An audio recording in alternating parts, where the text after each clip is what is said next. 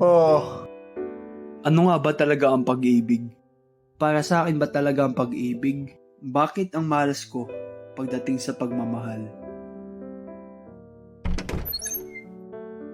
Anak, ulit-ulit na yan.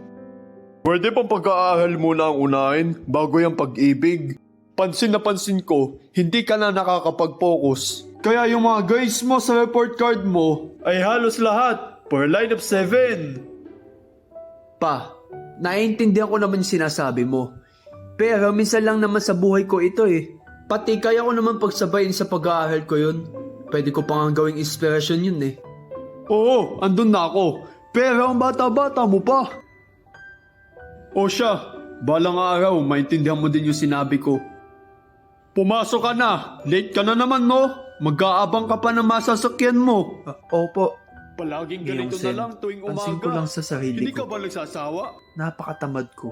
Kaya next sem, babawi ako. Wait nga lang, paano ako makakabawi?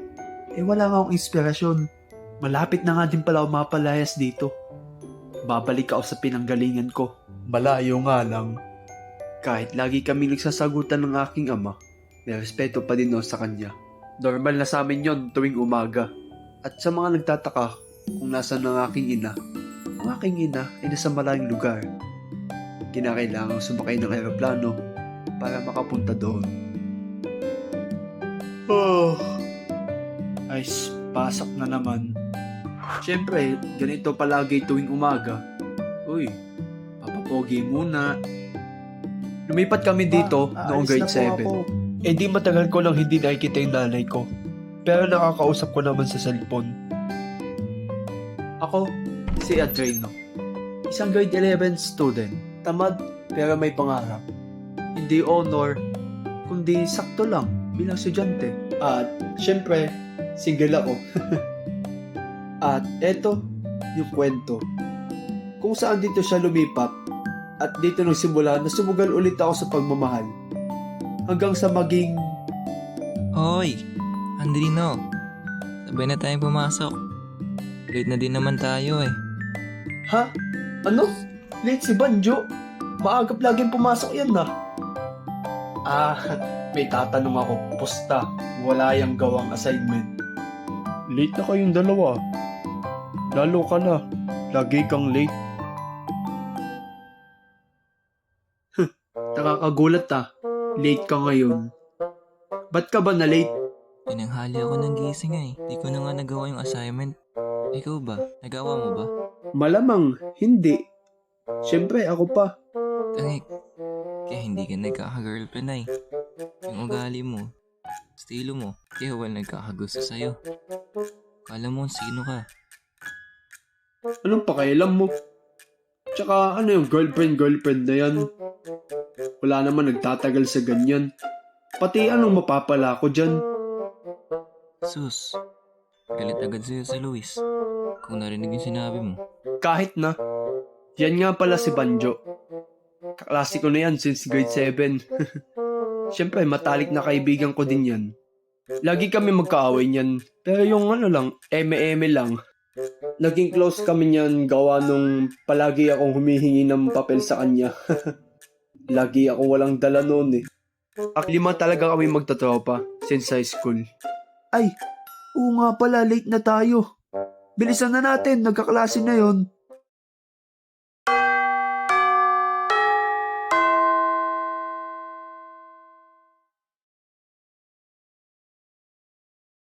Buti na lang wala pa si sir. Swerte nyo nga eh. Pero at least last day na natin ngayon bilang grade 11. Kaya okay lang na malate kayo. Sanay na ako sa'yo, Dino, na lagi kang late. Ha? Ano sinasabi mo? Pero ikaw, Banjo, himala. Na late ka kung kailan last day na. Wala, tinanghali ako ng gising. Paano na yung camping natin? Tayo na lang section ng hindi nakakapagganon. Buong school year natin, tayo lang hindi nakaranas. Di natin alam. Pero what if may announce na ni Sir ngayon? Okay, class. Good morning. Sorry, medyo na late ako ngayon. May short meeting kasi kanina sa faculty at isa sa napag-usapan namin ay yung i-announce ko ngayon. Ano po yun, sir, yung pinag-usapan niyo po kanina? Sana yung camping. Magkakaroon na kayo ng camping next school year. Grade 12 na kayo nun. Yes! Sa wakas Sa talaga. wakas. Supposedly, December sana. Pero dahil kulang na nga tayo lagi sa araw, palaging class suspended, kaya minove na namin next school year. Yun, inuman na. Tangik. Bawal mag-inom. Boys at the back, ang ingay oh. Lahat sila excited na excited. Sino ba naman ang hindi pa nakakapag-camping ngayong school year? Maganda rin to for experience. At syempre, para mas maging close ang isa't isa, kahit magkakaklase na kami since grade 7. Parang nagiging open forum, ganun ba? Ang sarap mag-ihaw ng marshmallows. Totoo ka dyan. Ako at si student representative ang magbabantay. Kayo na lang kasi ang hindi pa o ang kaulihan na hindi pa nakakapag-camping sa lahat ng section that is strands. To follow na lang yung instructions since matagal pa naman. So, start na tayo ng discussion. Luis, Ano yan? Ano ba ang pakiramdam kapag may girlfriend? Bakit bigla mong natanong yan? Hindi ko sasagutin yan. Malalaman mo rin yan sa tamang panahon. Basta, tuloy tayo mamaya Oo naman, tuloy tayo. Palis ka na bukas eh. Ngayon ko lang nakita ngumiti yan na. Sige, tuloy tayong lahat.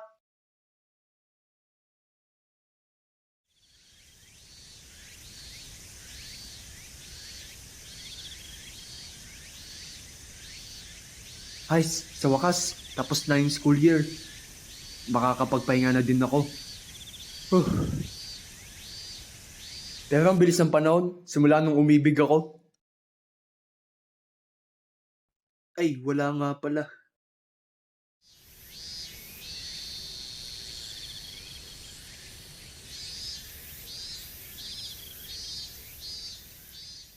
Tuloy ba talaga tayo mamaya, Banjo?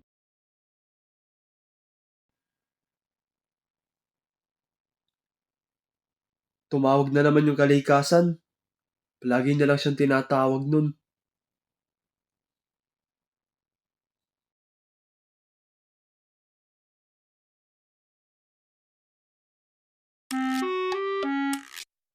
Di ba sinabi mo kanina, ikaw malilibre sa aming lahat? Nasaan na yun, Banjo? Wala yun. Joke lang yan.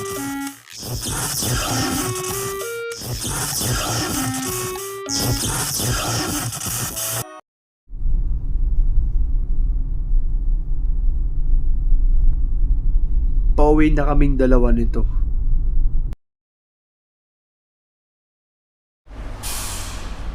At ayun, sa wakas, nakauwi na ako.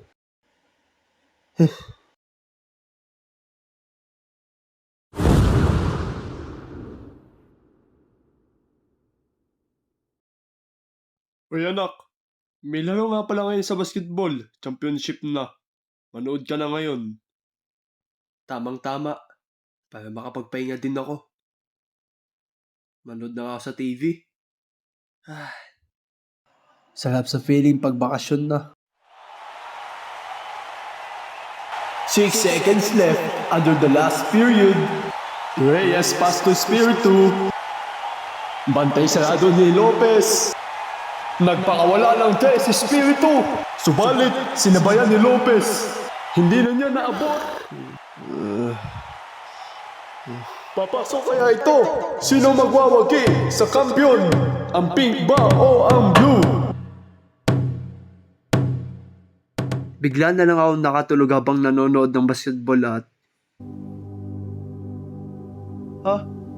Teka, saan nito?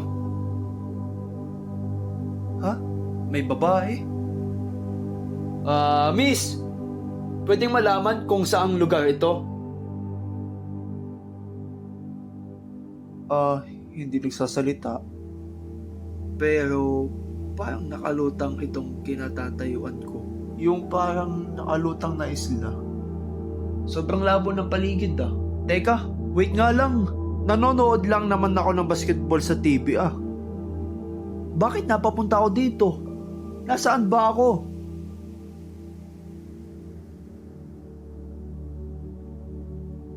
Ha? Ha? Hinawakan yung kamay ko? Ha? Walang muka! Hindi pamilyar itong babae sa akin. Hindi ko kilala. Ha?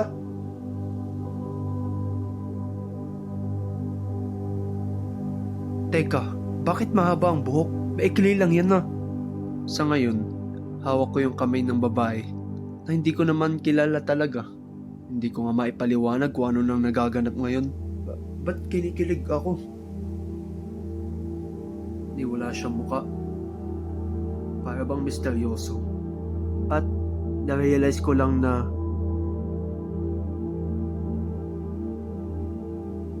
napakadami talagang nagaganap.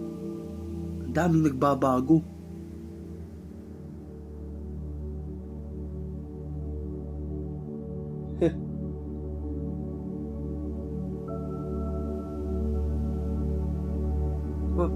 Wala akong sugat. Ha? Di ba't bumagsak ako? Ha? Yan yung kaninang babae Ha? Sino ka? Bakit ka nandito? Ako nga magtatanong yan Nanonood lang naman ako ng basketball sa TV. Tapos biglang napapunta ako dito. Saan ba kasi ito? Dream Island. Hindi ito nag-e-exist sa totoong buhay. Pero, paano ako napapunta dito? Sa panaginip mo lang. Nasa panaginip mo ako. Edi nakatulog na pala ako.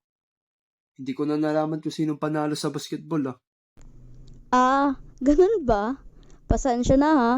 Pansin ko kasi, parang sawi ka sa pag-ibig. Oo nga Ha? Ba't mo alam? Hindi nga kita kilala. Wala. Sa susunod, ako na ang mamahalin mo. Para naman, lumigaya ang buhay mo. Labis akong hindi makapaniwala sa mga sinasabi niya. Na hindi ko mapaliwanag yung aking nadarama. Pero, pasensya na. Hindi talaga kita kilala Kahit gustuhin ko man. Eto, may tanong ako. Gusto mo sumama ka sa akin? Para, dito na lang tayong dalawa sa isla na ito. Tayo lang, walang iba, hanggang sa dulo ng walang hanggan. O ayaw mo? Pag-isipan mong mabuti. Ito yung desisyon na kung saan nagdalawang isip ako na kung alin ang pipiliin ko. Totoo naman na sawi talaga ako sa pag-ibig. At dahil nga nasa panaginip ako, parang mas gusto ko na dito mag-stay dahil nandito na siya. Yung akin. Iiwanan ko pa ba yan? Ayaw ko sumama sa'yo. Bakit naman? Hindi pa sa ngayon yung tamang oras na makasama kita. At marami pa akong gagawin sa buhay. Pero sige. Pagkagising mo, lahat ng nangyari dito ay limot mo na. O ibig sabihin, hindi mo na maaalala. Para bang wala kang napanaginipan. Ngunit, maalala mo rin itong panaginip balang araw. Sandali lang! Ano nga pala yung pangalan mo? Bigla na lang siya naglaho. Ni hindi ko nakita yung muka, ni hindi ko nalaman yung pangalan, ni hindi natapos yung pag-uusap namin. Bigla na lang ako nagising at... Teka, ano yung napaginipan ko? Akala ko, totoo na. Ano yun? Parang may... ewan? Hindi ko na naalala. Anak, bakit ka umiiyak? Masama ata yung panaginip mo. Ano ba yung napaginipan mo? Hindi naman talaga masama yung panaginip ko, pero parang may napanaginipan na akong babae na hindi ko kita yung muka. Nalimutan ko na yung mga naganap Hindi ko na masyadong natandaan. May tumatawag nga pala sa'yo sa labas. Si Banjo yun. Ay, oo nga pala. Nalimutan ko na. May gala nga pala kami ngayon. Pero sino kaya nanalo sa laban ng basketball? Bigla na lang ako nakatulog Bilisan mo. Naghihintay na oh. Malis na tayo, Banjo.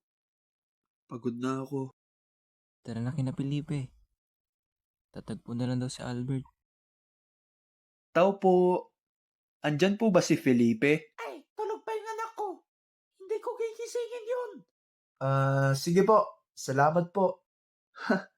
Paalis na ako bukas. Hindi na makakasama yan ngayon. Tulog daw?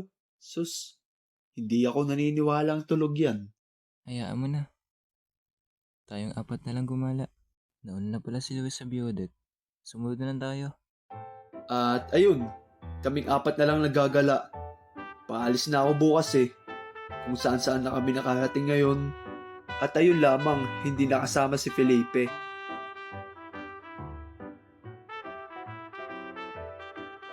Hoy, may bulalakaw. Sabi nga nila, kapag nakakita ka niyan, magwi-wish ka. Sana magka-girlfriend ako. Hoy, Felipe, kala ko di ka na makakasama. pasensya na. Mamimiss ko kayong 4. Kahit lagi niyo ko niloloko. Kasama yun sa pagkakaibigan natin, syempre. Sana makababae ka na rin dun pag uwi mo ha. Bigyan mo na raw si Banjo. Pas. 2 buwan din akong hindi makakapagbigay ng advice tungkol sa love life ng personal ah. Himala, napatawa ka Luis. Huwag kang mag-alala Luis. Magkikita ulit naman tayo. Basta, ang rule natin sa magtotropa ay huwag mag-agawan o Oo. Makipagtalo sa isang babae. Katulad na ng parehas ang natitipuan ng magtotropa. tama. Huwag natin kakalimutan yan. Yon, tandaan nyo naman pala eh.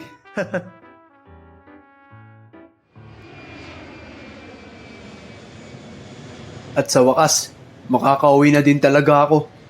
Makikita ko na din ang aking ina. 2 buwan din ako magbabakasyon dito.